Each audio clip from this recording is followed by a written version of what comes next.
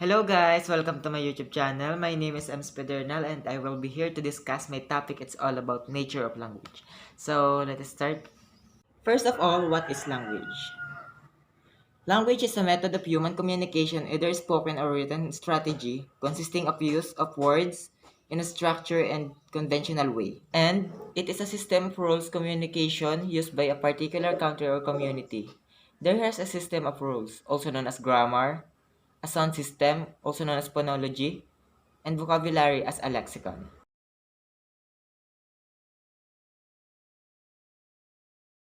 Dialect. Dialects, a variety of language distinguished by feature of vocabulary, grammar, and pronunciation from the other regional varieties and constituting together with them a single language. Like in China, there has a different varieties of language, such as Mandarin, Hokkien, and Cantonese. But here in the Philippines, there has a different varieties of Tagalog, such as Tagalog Quezon, Tagalog Bulacan, Tagalog Batangas, and Tagalog Manila. People can understand each other because they belong to the same speech community.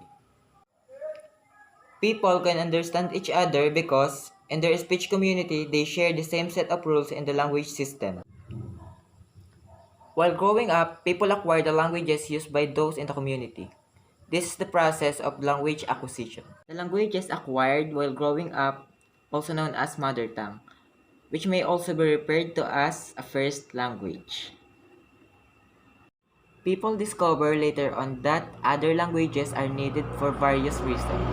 These other languages may refer to as a second language. People learn these languages by studying formally in school or informally by their own. This is the process of language learning.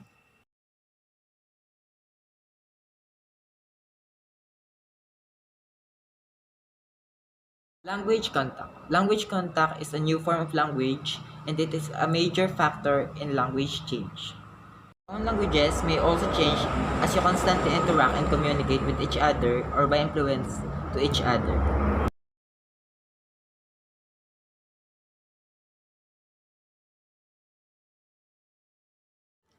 Language change is the result of language contact. Language change is the phenomenon by which permanent alterations are made in the pictures and the use of language over time.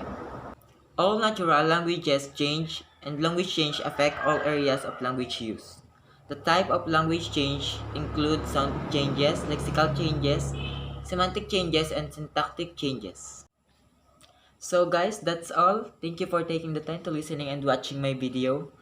And goodbye and have a nice day.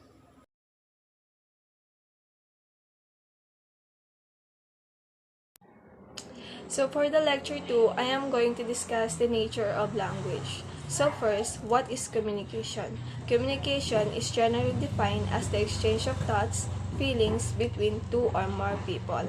It is a two-way process, meaning you are the sender and you are the receiver. What is context?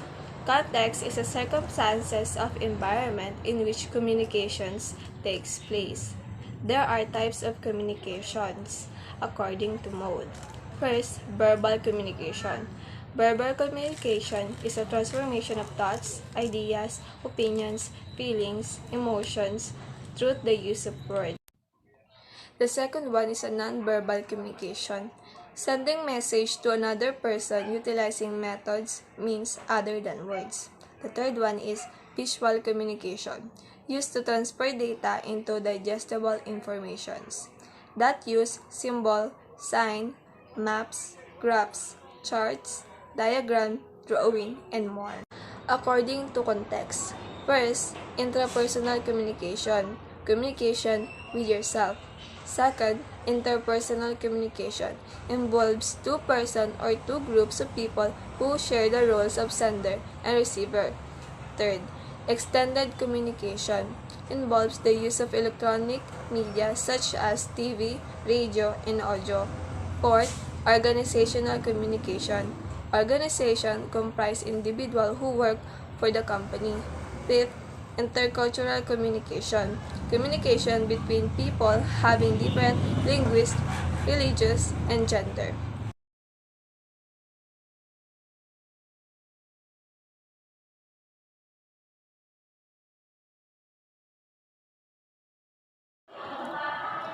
Language and communication, communication process, principles, and ethics.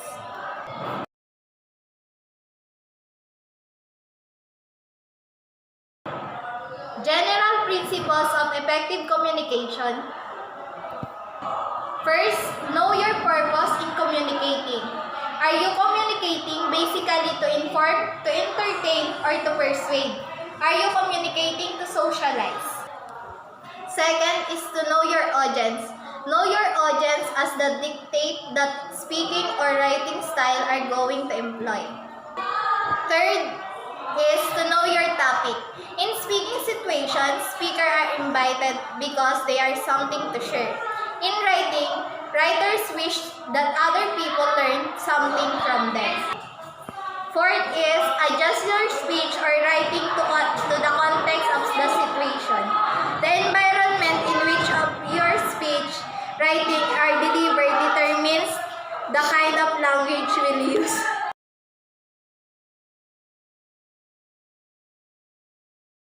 Principles of effective oral communication. First, be clear with your purpose. You should know by the heart your objective in communicating. Second, be complete with your message you deliver. Be concise. You do not need to verbose or wordy with your statement. Brevity in speech is a must. Next is be natural with your delivery. Punctuate important words with appropriate gestures and movement. Exude a certain degree of confidence even if you do not feel confident enough. Okay. Next is be specific and timely with your feedback. Inputs are most helpful and provide on time.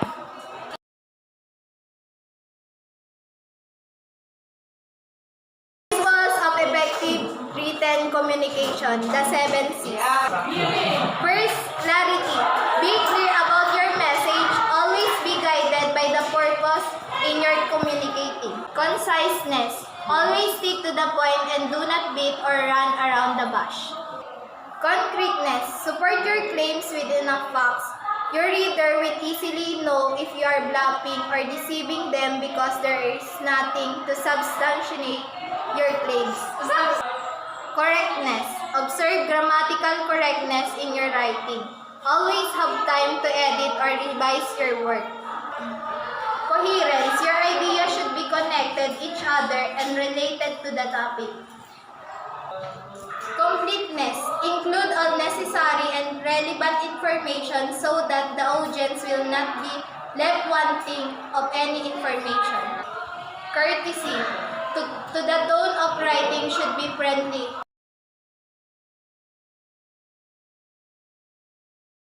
Ethics of communication. Communication ethics emphasize the moral influence, the behavior of individual group or organization, thereby affecting their communication. It will be guided by the following to achieve the ethical communication. First, establish an effective value system that will pave a way for the development of your integrity as a person. Provide complete and accurate information. Disclose vital information adequately and appropriately. Never conceal or hide information that necessary for the purposes of transparency, but consider the provision of data privacy law.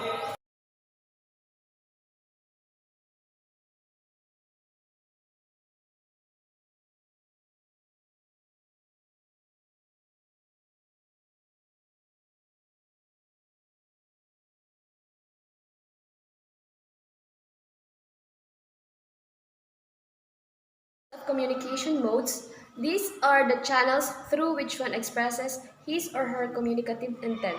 It also the medium through which one conveys his or her thoughts, and it can be in form of face-to-face interaction, video, audio, or text-based.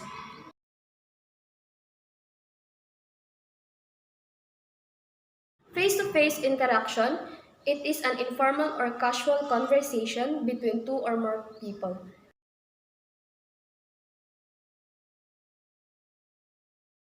Video, it is when or phone cameras are used so that two or more people who cannot interact face-to-face can communicate.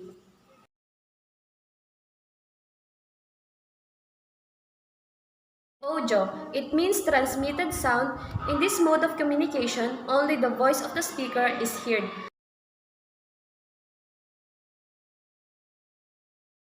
Text-based communication includes email, text messaging, and instant messaging.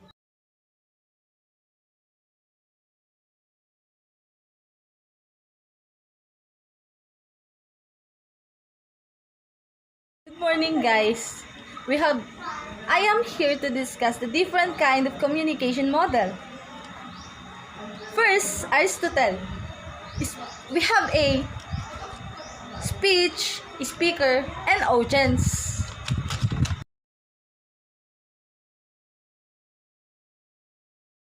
The next is last 12. We have a channel, the message, the medium, the communicators, and the receiver.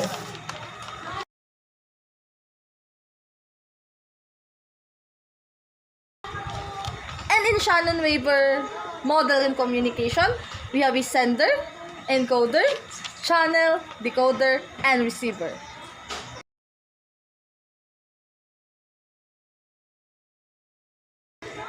And also, Verlu's model. Verlu's model in communication is we have a sender, the message, the channel, and the receiver.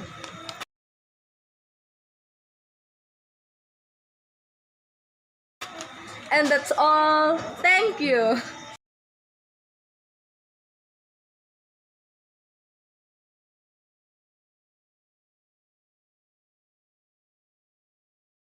Varieties and registers of spoken and written language. Varieties of English. World English will localize varieties of English as they are used or spoken in certain areas.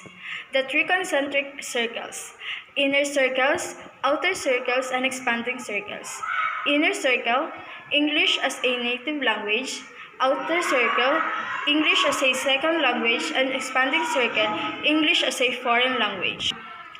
The acrolect then comes closest to the standard while the basilect decreases truly from it and comes closest to the Pidgin.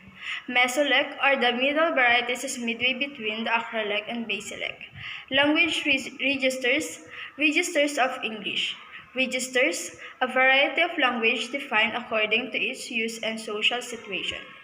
It is used to be noted that general register overlap and are sometimes used interchangeably. Formal register is appropriate for use in professional writing like project, proposal, position papers, and business letters. It is more impersonal, objective, and punctual. Informal registers is more casual in tone. It is appropriate for people with whom you have established a more personal relationship, as in the case of friends and relatives.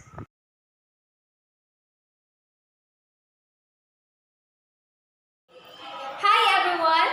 So today we're going to discuss about coping with the challenges of intercultural communication.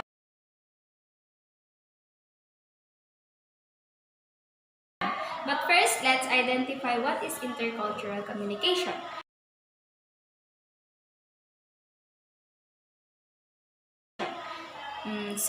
Intercultural communication is a communication between different cultures or beliefs.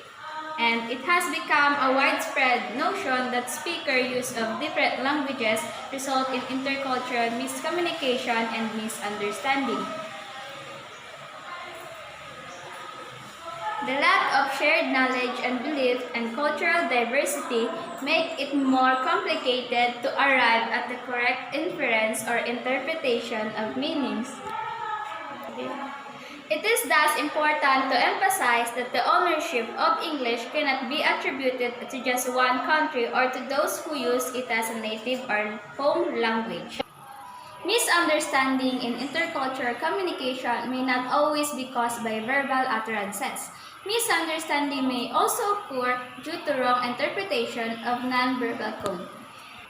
And there are 4 countries or regions who has who has a different type of handshake. First is the United States. United States, their handshake will be called a firm handshake. France, soft handshake. In Germany, firm handshake for men, traditionally accompanied by slight bow. And for Japan, handshake with arm firmly extended, accompanied by a bow. Now, what are the sources of misunderstanding?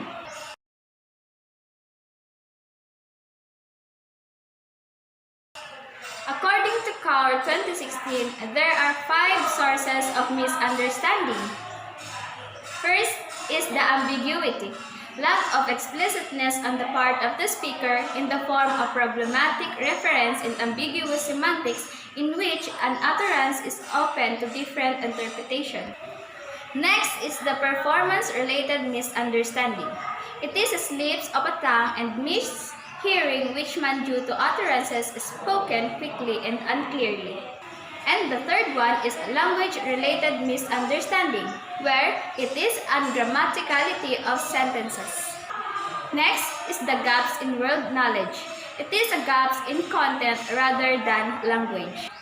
And the last one source of misunderstanding is local context. It is the thorns within sentences produced by the participants themselves and the orientation of participants as well as the repair moves that follow the displayed understanding.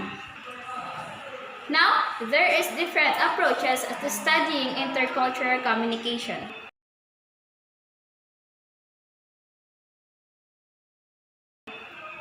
But first, let's answer the question, why is there a need to understand intercultural communication? So, there is a need to be aware or conscious of other cultures, especially those that you will visit, so you can avoid offending people. Likewise, it is suggested that you become aware of cultural identities and backgrounds as it will broaden your horizon. All cultures are equal and though sometimes difficult to understand, you need to understand that no culture is superior or inferior to another.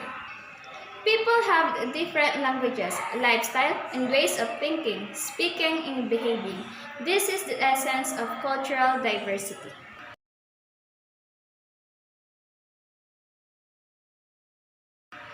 Therefore, it is always challenging to deal with people from different cultures. The challenge lies in the way of understanding not only the verbal code but also the non-verbal code. Misunderstanding between people of different cultures can be caused by the following.